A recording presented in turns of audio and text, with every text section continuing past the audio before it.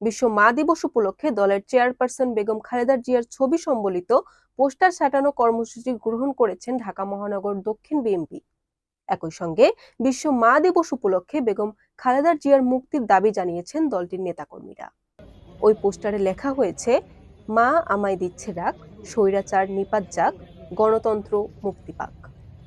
শনিবার 11 মে নয়াপল্টনে মহানগর বিএনপির কার্যালয়ের সামনে এবং আশপাশের এলাকায় খালেদা জিয়ার ছবি সম্বলিত পোস্টার সাঁটানো কর্মসূচি উদ্বোধন করেন মহানগর দক্ষিণ বিএনপির আহ্বায়ক আব্দুস সালাম। এ সময় আব্দুস সালাম বলেন, বিএনপির চেয়ারপারসন বেগম খালেদা জিয়া আজ নিপীড়িত জনগণের মা। তাকে অন্যায়ভাবে মিথ্যা মামলায় আটকে রাখা হয়েছে। এবারের মা দিবসে বেগম খালেদা জিয়ার মুক্তির দাবিতে আমাদের এই ব্যতিক্রমী উদ্যোগ। আমরা দাবি করছি, অনতিবিলম্বে বেগম খালেদা জিয়াকে মুক্তি দেওয়ার। তিনি চলমান গণতান্ত্রিক আন্দোলনের নেতৃত্ব দিবেন। বিএনপি নেতা আব্দুস সালাম আরো বলেন, ধারাবাহিকভাবে সব ওয়ার্ডে ওয়ার্ডে এই পোস্টার লাগানোর মধ্য দিয়ে বেগম খালেদা জিয়ার মুক্তির দাবি ত্বরান্বিত করা হবে।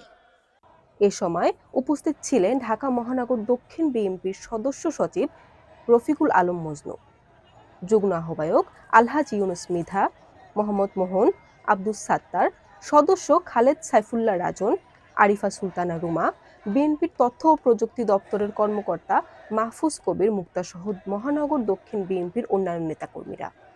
বরিশাল নিউজ।